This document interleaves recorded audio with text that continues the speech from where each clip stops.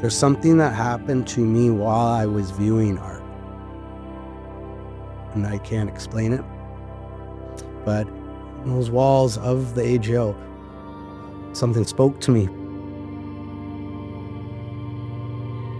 Shayam Korey Steckle is an artist based in Glace Bay, Nova Scotia.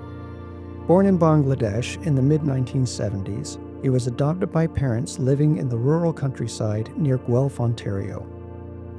From a very early age, his natural curiosity about things led him on a path to discover the worlds of music, film, and the visual arts. In 2024, his extraordinary life story became the basis for a book, David, a Memoir, Volume 1, published by 1000 Trees. In this episode, I'm joined in the studio by Korey as he walks me through that journey, touching upon the joy that he has celebrated through his own artistic practice and the relationship he has nurtured with his son, as well as some of the trauma that he has experienced in his life, which in turn led him along a path to healing, a path of which both his art and his book are a significant part. This podcast was recorded in Unama'ki on the traditional and unceded lands of the Mi'kmaq people. The Cape Breton University Art Gallery recognizes its role in honoring the treaties of peace and friendship with a commitment to continually learn the truth of our collective history and build towards reconciliation and authentic allyship. I'm your host, Greg Davies, and this is The Strait and Narrow.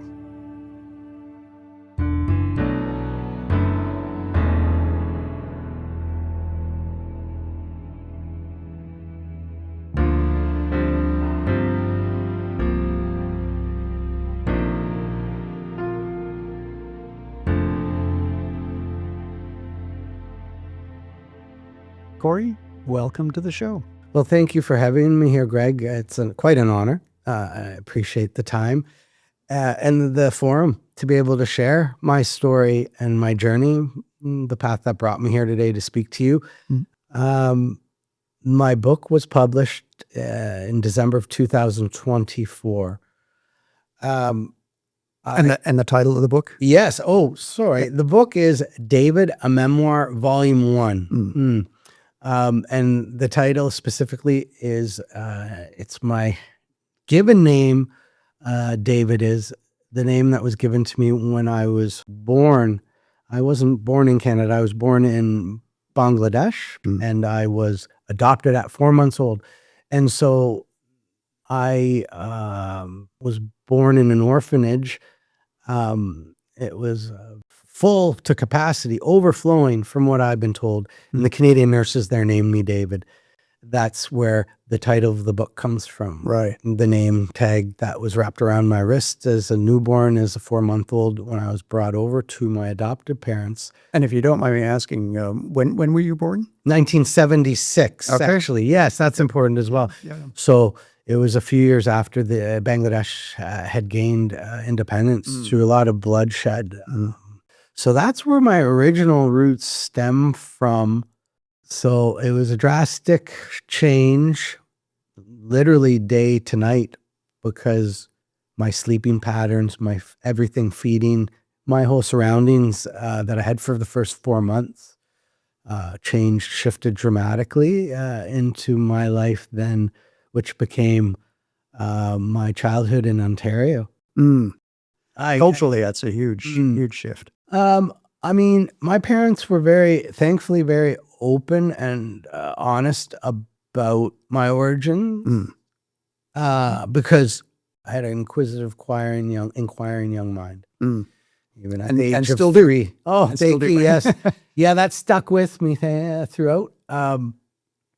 I would ask questions. I would pick up the newspaper for my dad and ask him to read, and I recognized the name of my country and world leaders and different countries early on. I mean, I could spin the globe and tell you the names of the country without looking at the titles, just because I was driven early on with a thirst for knowledge because of these large looming question marks that they became large looming question marks later on in life.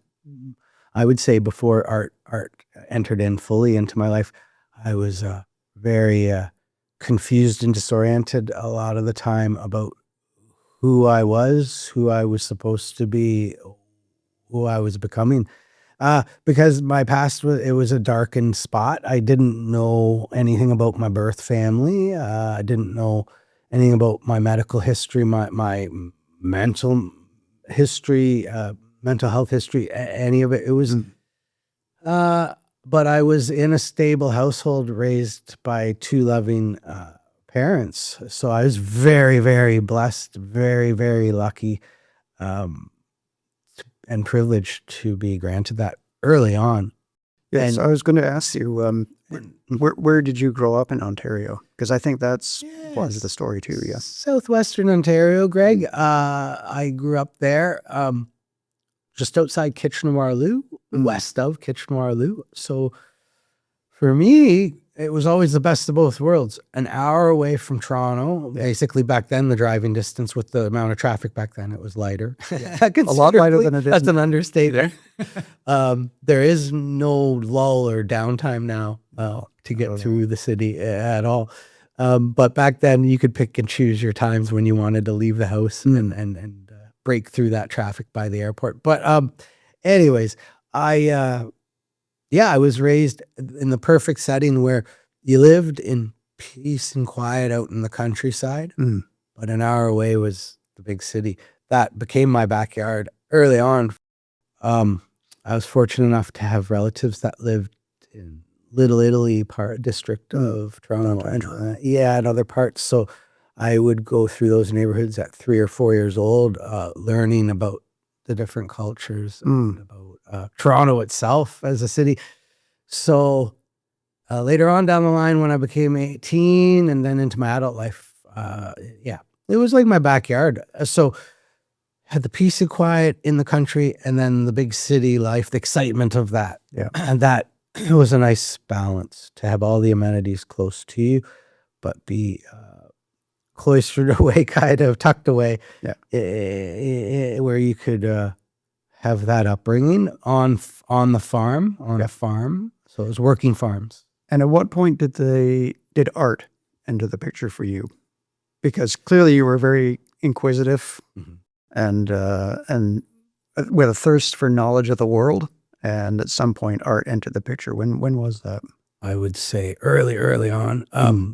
3 or 4 years old, I'd be put to task in church, the church family, religion was very important to my family, my parents, and my extended family. And we were brought to church as children, as young children, every Sunday, obviously, of course. And we had to be quiet, and we had to do tasks or keep quiet with, we'd busy ourselves with things that would be in solitary, quiet time. So I'd be given a pen, a church bulletin, and I'd sit there and start drawing. At first, it was what I was listening to from the pulpit, from the preacher or the minister. It was the stories of the Bible, the parables or the tales of the Bible. So if we would have kept those, I can remember rooting around in my mom's purse and finding paper to draw Esau, Cain, Abel, Moses, Samuel, like just going through the list of these characters. I'd bring them to life with just these little sketches and stories. So if the minister was talking about Jesus coming out of the cave, resurrection, like resurrecting.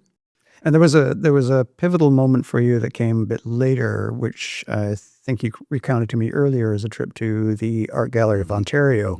Maybe you could tell us a little bit about that. Yes. I was in grade 4, I believe.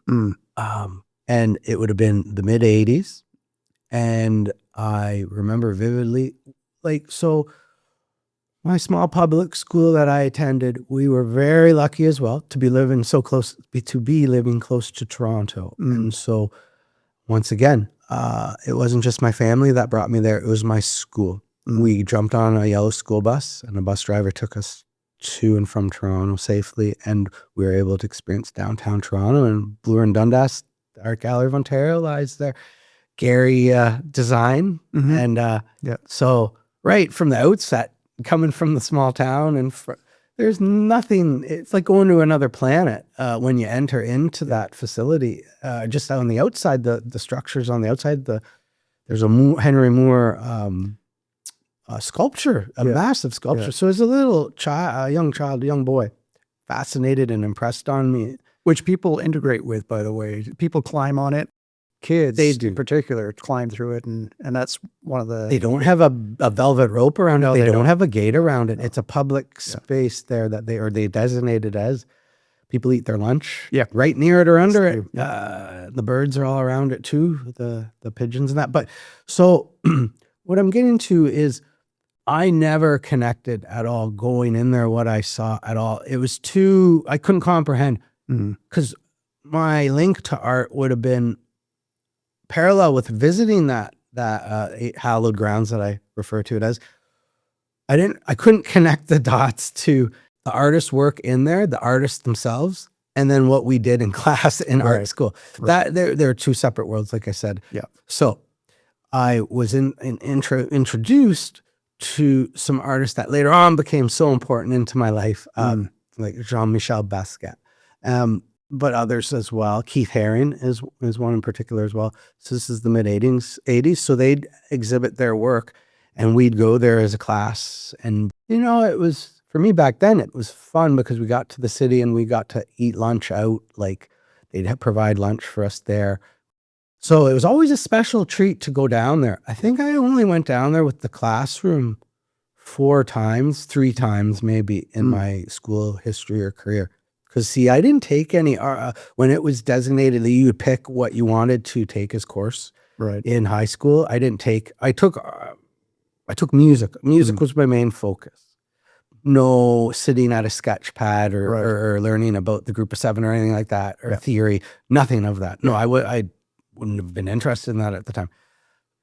Let's go back to the music thing for a second, because I know that was also an extremely important thing for you, not just in terms of the music, but also in terms of the visual side of things, album cover design and graphics and so forth. So you can talk a bit about that. Yes, Greg. For me, it started with music in terms of, I had a knack for music. I just loved where it took me in my mind as a young child, especially at that age. Classical music. My parents listened to a station out of Waterloo, CFCA. I can remember it vividly. That would play throughout the day, the modern hits of the time. But then at nighttime, dusk, it would turn into a classical radio station.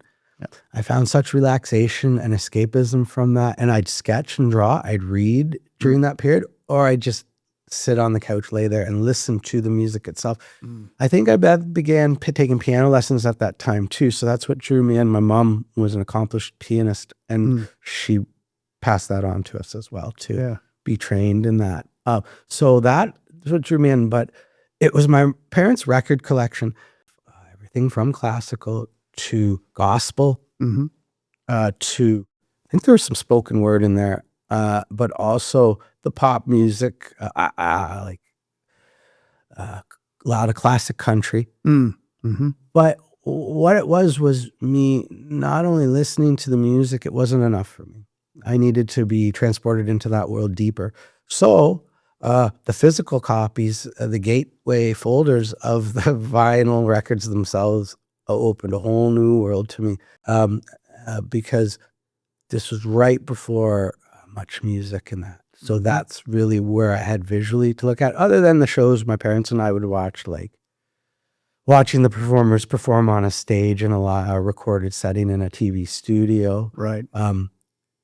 It was the records, listening to them themselves, the physical aspect of it, the tactile of taking the records out, because I was taught at an early age, you want to be a part of this world, you have to learn how to take care of not only the equipment, but also the records themselves.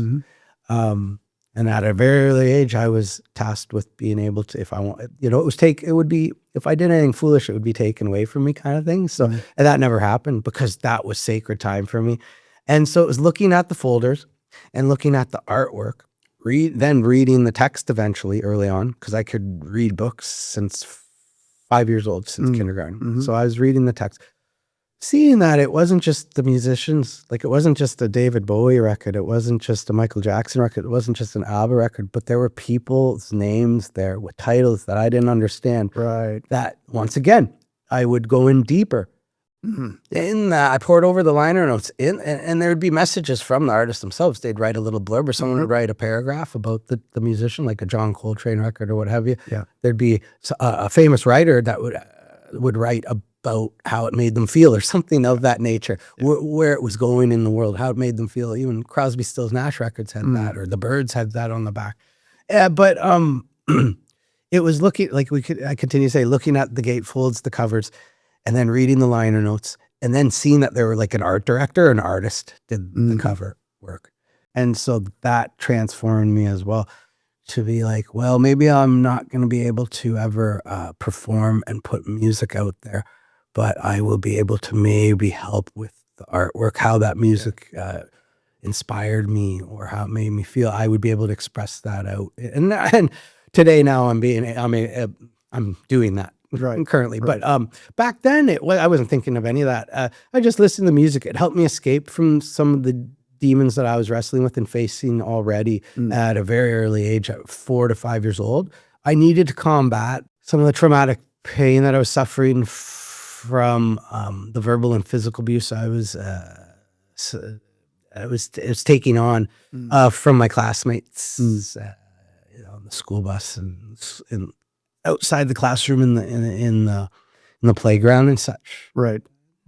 So I found a way to escape, and that helped me. So yeah, it was that. And then a big thing, I mentioned Much Music earlier briefly, it was watching music videos. That visual, that aesthetic, that type of, that unlocked another door. So MTV, and then in Canada, Much Music. So see, there was a broad cultural exchange taking place. I might have been felt cloistered in that Mennonite rural religious upbringing, and we were really monitored on what we took in, what we were taking in terms of popular culture. Yeah. But there were obviously outlets and avenues that you could pursue to gain access to that as well. Yeah, it wasn't like hardcore where we were forced to abstain. We were abstaining from certain things, but it was pretty fluid and pretty relaxed, to the point popular music was getting in, but not everything. So that came later on my own, of course, and that's the way it works. That's how it happens. Right. Things seep through or fall through or get through the cracks. The light can shine through. But back then, yeah, it was looking at the records, I'd say, and also then watching a little bit of Much Music when I could, seeing music videos, seeing the music being then expressed and interpreted in a whole different medium. Right. So all of this then led to what came next, the next sort of manifestation of your art practice at this point. A big door opened for me, I'd say, in Toronto when I was living there, at going to the AGO, but I was going there more as just something to do on a rainy Saturday afternoon. But then I started to go during the weekdays by myself. There's something hooked me in, something got me. There's something that happened to me while I was viewing art, and I can't explain it myself, but those walls of the AGO, something spiritual took over, something spoke to me from the art or from the artist, transferred. It wasn't like one moment where lightning flashed. Right. Although there was one moment there I walked out of there stunned and emotional. And that's because, I remember specifically the day and yes. And so parallel with visiting the AGO like 3 or 4 times a week, I'd be going, I'd also be sketching and painting from photographs by hand that I had taken of Cape Breton Island. See, at the time when I was living in Toronto, I wasn't living on Cape Breton Island. I was visiting a few times a year, visiting my son, but I was back in the concrete jungle, so to speak, living that life back there. So parallel with attending and visiting, I was painting at home. So I was sketching and painting these landscape photographs. But I was doing very photorealistic work, and I'm self-taught. So I was just doing what I saw. I was interpreting it, bringing it from the photograph. I'd look on my home screen, on my monitor, my laptop, and I'd sketch it out, and then I'd pick the colors out and paint with like dollar store paints, discount store paints. And so in doing so, I was attending the AGO, and one day I stood in front of Picasso, and I noticed up close at the angle I was looking at, and it was visible, it wasn't hidden, that there was smudge marks, there's smears. Nothing really struck me as powerful as that moment back then, because I was, like I said, I was already painting, and I was trying to go for that photorealism, just pushing myself. And I was, I eventually burnt myself out in the landscape painting because of that. But in that moment, I realized that there's a purpose to why he left that and did not conceal that. There was a reason. There was a purpose to it. Well, it's funny because the whole issue of artists putting their hands into the material, at least in painting anyway. But I mean, it's true of sculpture as well, especially with additive materials like clay. But Titian, for instance, in the Renaissance, was actually using his fingers at certain points, especially in the later work where his eyesight probably was starting to fail, but it was connected with his growth as an artist as well to sort of push the parameters of what paint can do. And so if you look at some of the late Titians, you can actually see sort of fingerprints in there.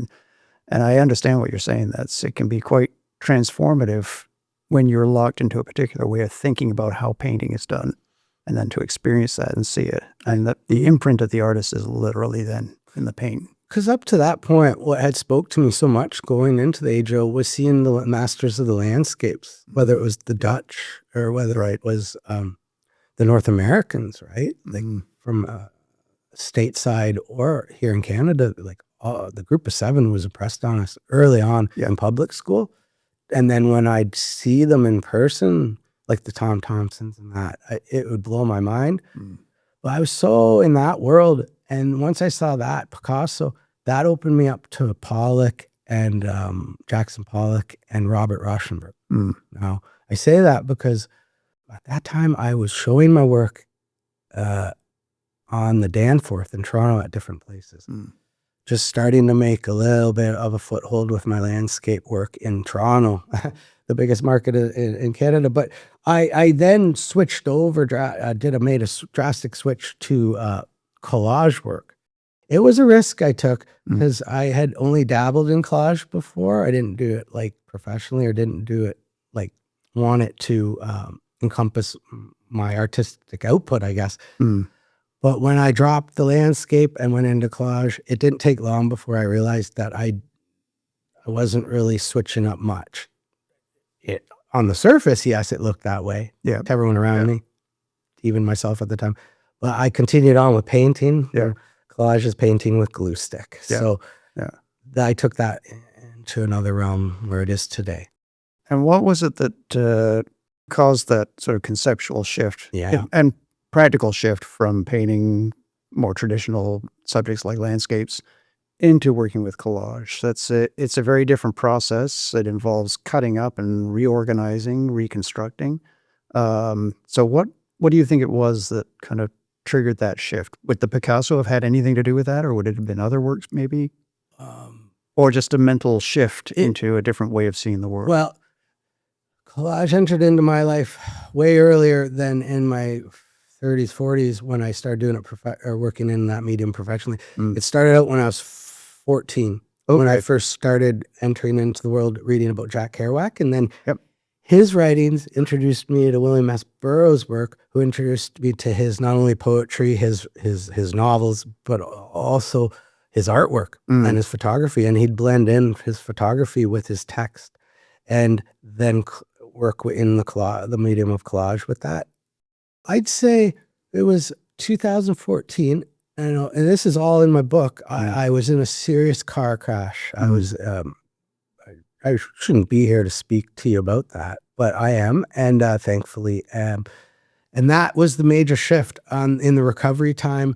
I initially continued to do the landscape painting, but I burnt myself out, and then I shifted to collage. I felt that with collage, there was more control involved. I had more control over what I was expressing and my output. And then there's a reason also I was feeling controlled in my life by people in my life because I had gotten myself into commission work for clients and customers in the landscape painting, and plus just people were asking. I found it very at the time I found it very aggravating and unsettling when people were asking, so did you paint today, or how's that painting coming? It became almost it became a business, and I was not into that aspect of it. So I dropped out pretty quickly, and that got cold on me very quickly. I rejected that and went fully into my true passion, where my heart was laying, and waiting for me to reconnect with the medium of collage. So one thing that has come out of our discussion so far for me is that even from a very early age, you were thinking kind of globally, internationally, open to Very much the diversity and the variety of the world and kind of the wonder of it all as well. And yet, at the beginning, you were growing up in a community that was, well, some might see as quite claustrophobic, not cosmopolitan in any way. And you were going to Toronto, you're sort of bringing that into your life, but mentally you were already in that kind of cosmopolitan international world. Your artwork still clearly falls in line with that. I know that you're in communication with magazines and publications and do work that's daily around the world. Yes. But now you're living in Cape Breton, in Glace Bay. So I'm kind of curious about that move, what brought you to Glace Bay, and why you are continuing to work there at this point in time. What is it that sort of drives that connection? The connection to Glace Bay is of blood. My son lives here. He's the only flesh and blood I know, and I hadn't always lived here with him. The history is where we started out together, but a year or two into his life, I returned to Ontario to take care of myself, get help for myself. And I went on a bit of an explorative journey down there for quite some time until he was about 12. And that's when I returned back in 2020. And reconnected with him. Yes, officially, fully. It was during COVID. I think I've shared this in other interviews, but I was that spring, March break of 2020. I had a week with him here on the island, and I was to return to Ontario and prepare fervently for my first exhibit over in Europe, in Athens, Greece, and that got washed away, canceled because of the flight restrictions and everything. Everything was shut down. Right. So I was asked to stay out here, and I did so gratefully, to be with close to my son over that stressful time period for everyone involved, and as we all remember. And so I stayed what was supposed to be a week. I stayed for 6 months. So my son and I, we bonded and we connected. My son's mom and I connected in a way of mutual understanding, and I gained more respect because of just seeing her day in, day out, the work ethic and what she poured in, her heart and soul, what she poured into our son. And so when it was time for me to return back to Ontario that September, I was going only back to tie up loose ends, get my studio closed up, wrapped up, and my business wrapped up, to transfer it and bring it out here. Compared to the cities I've lived in and where I grew up, I prefer it out here immensely. I'm from Bangladesh, and I do believe that there's something in my blood that's related to the salt water, and that down there it's surrounded by water, and here I'm a block away from I can see the ocean from my studio. So my son and the ocean is what keeps me here, despite the fact I could be elsewhere working. I appreciate and value and I cherish the solitude I have here, because my days are of meditative work and of taking care of myself in recovery from drugs and alcohol. That's my number one priority in life. The art takes a backseat to that all. If I didn't have that in place, I wouldn't have my son or the art in my life. I wouldn't be producing anything of expressing in terms. It would all be bottled up. So we've talked a lot about the visual side of your background as an artist, and also the musical side, which sounds like it's really almost on a par, or has been in the past anyway. We haven't really spoken about the writing, so just as we get to the close of our conversation for today, maybe if you could just say a few things about the writing of the book and the publishing of the book, and what it was specifically that motivated you to do that, because it's sharing a very personal story and a story that's difficult at times. So what was the incentive to create that book? The incentive for me was always therapeutic. It was always of the healing nature. Yeah. I think that's what led me through or helped me through it all, was knowing that through it, and eventually I would gain some sense of a release and relief. We're all conduits and vessels, and we carry things. And if I was going to keep that trapped and locked up and stored away inside, I don't know what benefit I'd be doing myself, or how that would be affecting others. Yeah. So the incentive was wanting to help others first and foremost, and in turn having this understanding. Others told me and taught me that in doing so, it would help me, and it would alleviate some of the pain that I had been carrying throughout those decades. Yeah. Well, listen, Korey, I want to thank you so much for coming in today and sharing your story. I'd encourage listeners to have a look at the book and to read through it. And we eagerly anticipate the follow-up whenever that comes out, at the time when you're ready for it. I'll let you know. I'll give you the advanced copy. That would be wonderful. Thank you so much. Well, thank you again. Thank you, Craig. You've been listening to The Strait and Narrow, the official podcast at the Cape Breton University Art Gallery. My guest today was Shayam Korey Steckle. Our sound technician was Derek Gallant. I'm your host, Greg Davies, curator at the Cape Breton University Art Gallery. Thanks for joining us today, and please stay tuned for further episodes featuring more guests from Unama'ki, Cape Breton, Nova Scotia, and Atlantic Canada.